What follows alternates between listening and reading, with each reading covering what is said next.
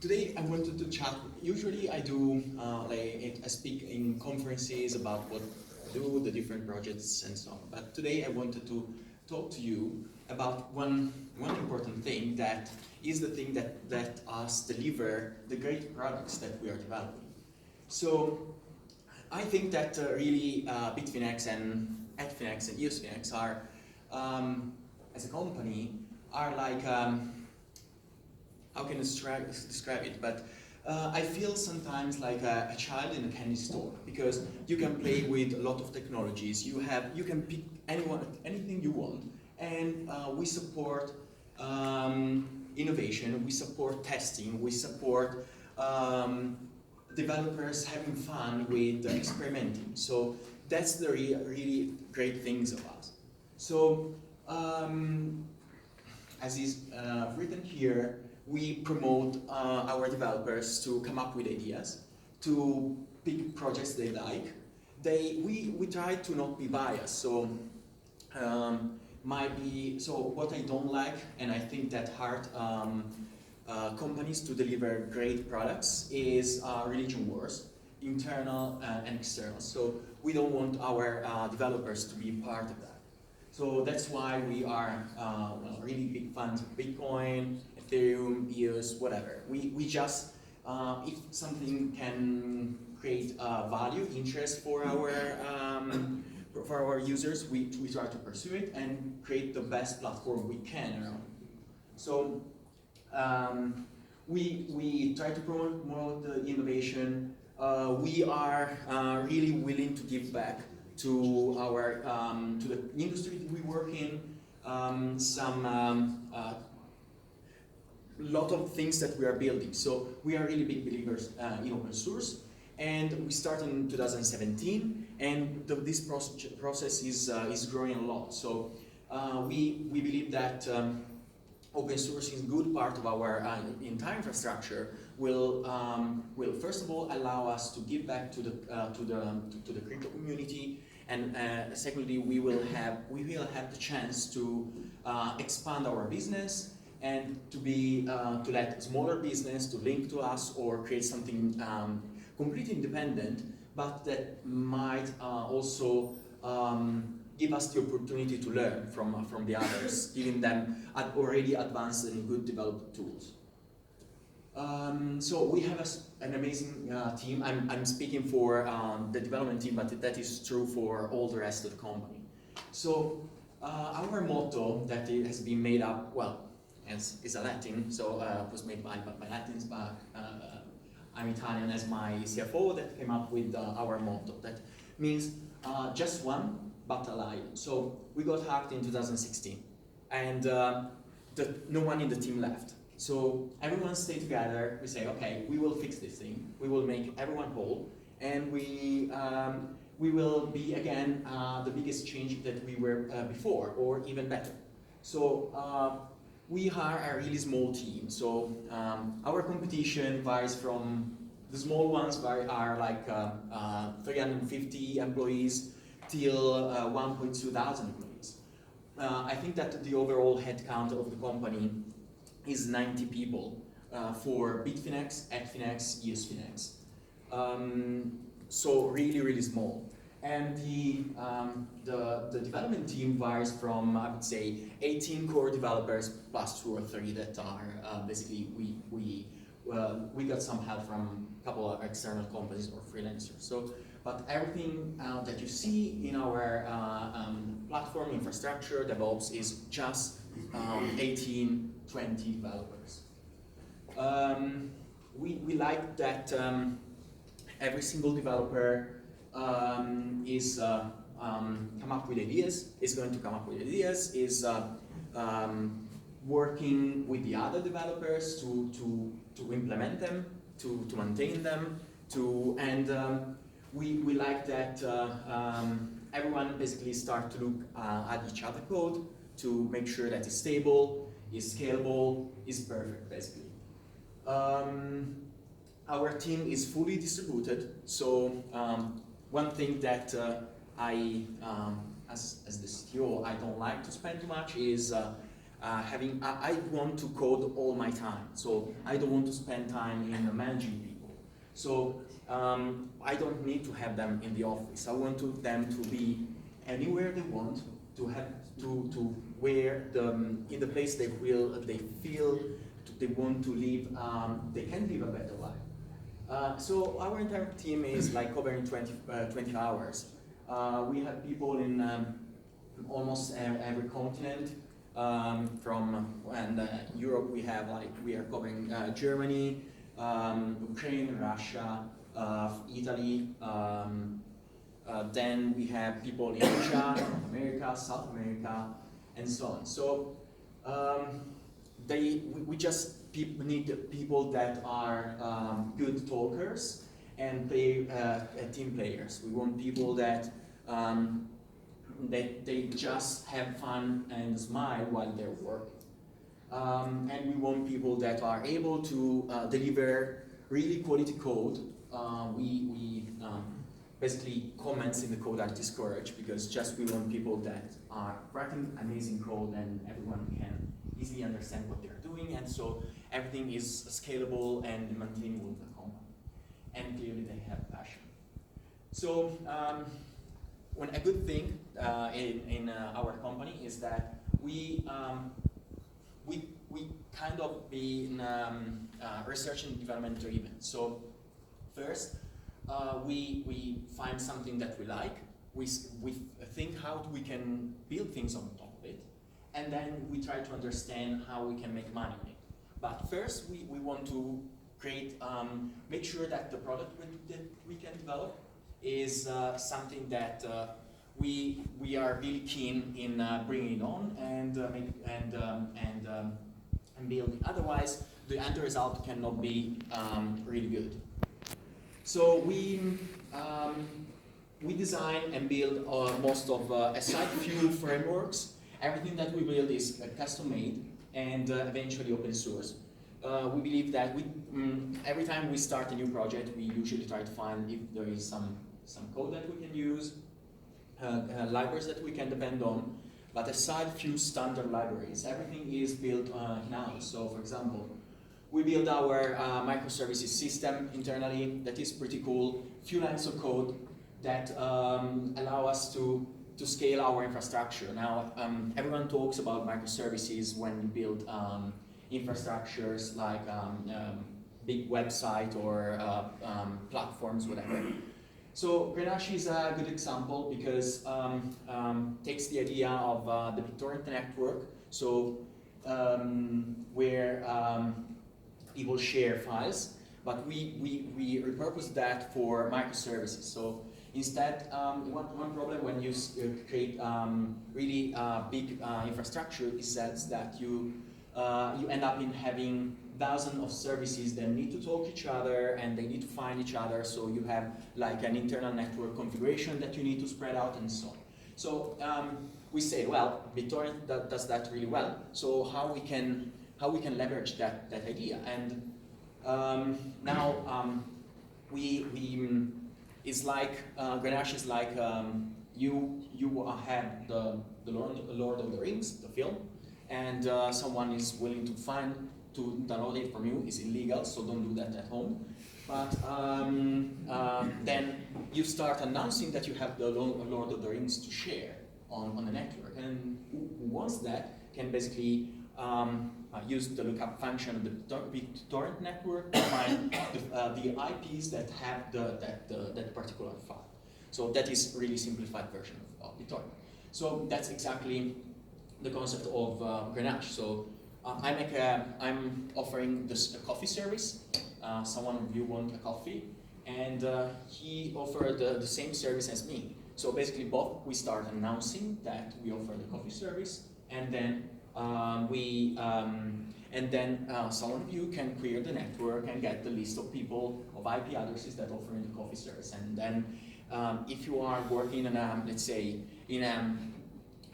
let's say cross-region network, you have your own network cross-region with different data centers. Then it works perfectly because this give you resilience and redundancy. Okay, back to the way we design things. So given the fact that we are really few developers, we build things to scale, and so when every single component that we build, we think, okay, now let's say that we have 10 users, how we can will it resist with 10,000 users? So that's the first thing that we always try to, the first requirement that we try to fulfill. And then needs to last a lot of time, because we don't want always to go back and say, okay, now okay, this thing is I did it, it's made with is kept together with rubber bands, but now after some time I need to revisit everything. So if you don't design things carefully, you end up in spending most of your time in trying to fix things and shuffle things around to survive. That's exactly what we don't want to do, because we don't want to grow too much the team. In this way, the maintenance is reduced, and you can focus on the things that really matter. So we have, well, we have, could say, different products. Bitfinex is the first one. That is our, let's say, main platform. We serve almost the major cryptocurrencies. Is a really cool project. We spent a lot of time in designing the UI, the backend. We are really excited by the power and the scalability, and we have, I would say, 5-6 big projects that are coming the next months that will improve the experience, will make it, let's say, more open. And I'm sure you will see a lot of talk about these things, because it's all about open sourcing our stack and make it more, and make all the different parts of the platform more available for users to develop on. So I'm happy to expand on that if someone wants. Then we have ETHFinex started like, well, the idea came up last year, then we released the first version at the beginning of this year, and then from there we feel like we started to be the real home for the Ethereum-based tokens. ETHFinex Trustless has been launched 2 weeks ago. It's been a really amazing project. It took some time to make it working properly, because we were willing to understand if there was any attack vector for us to, let's say, lose money, because we are kind of basically that is an amazing way of trading without giving up custody. So ETHFinex allow you to assess our central liquidity, super fast execution, while still you keep the funds under your control. And then the last one, ETHFinex, is a super nice project. We started developing it like 2 months ago. It's a fully on-chain, so it's different from the other projects, because being fully on-chain means all the order books, trades, settlements, deposit, withdrawals, everything happening on-chain. It will start as a sidechain of EOS. Then we will decide if we want to bring it to main chain. Probably yes, but with EOS at the moment, we are waiting for EOS IO development team to implement the BFT depots that allow us to have a last irreversible block, to get the last irreversible block faster. So this brings to the discussion that, well, Bitfinex started as a centralized exchange, and there is a big movement to basically start leveraging the different blockchain to build decentralized exchanges. So as you see just before, there are good selling points from both sides between centralized and decentralized exchanges, and I try to summarize well, most of the ones that I think that are relevant. So usability is something that over time will I think that both centralized and decentralized exchanges will match, but clearly centralized exchanges are hiding the complexity or part of the knowledge that the initial knowledge that the user needs to have to be on board and start trading. So my father could easily start trading on a centralized exchange, while understanding first how to create a wallet and so on is a more difficult part for him. So then at the same time, centralized exchanges have higher liquidity usually, and that is really important, because really the where you make money is and for exchange is liquidity, is how the volume and the liquidity. So the liquidity is let's say how many, for example, on BTC/USD, how many Bitcoin you need to spend to move the price for a certain amount, and the volume is how many in, let's say, USD value, how the total amount of trades you executed during a certain period of time. And usually centralized exchanges are winning that side because they start earlier, the adoption is easier, and usually when you think to the centralized exchange, you have to, as I showed you before, you create something that is bonded to a certain technology, like ETHFinex or ETHFinex. So, and then you have the problem where, for example, ETHFinex will not be used easily by people that are big believers in Ethereum and vice versa. So these kind of religion wars are probably affecting in my opinion at least, the exchanges that are focusing on a single blockchain. And that is a sad thing for the market, but I think it's true. So also trading features, so it's easier to develop for on centralized exchanges, also for a thing that I reported here below, because when it comes to developing on a centralized exchange, is you have traditional challenges. So things, exchanges are, traditional exchanges have been around for 30 years. There is a lot of knowledge. You can use pre-built libraries. You can use a lot of tools that are available, and there is a lot of knowledge. Well, when it comes to decentralized exchanges, most of the time you have to think again how you need to bring your knowledge and apply it to something that is completely different, or you have to learn a new language and try to understand how not to get hacked and so on. Well, security, that is the bad part of centralized exchanges, is that you have to trust a single entity, and it's not that that entity, at least in our case, want to keep all your money.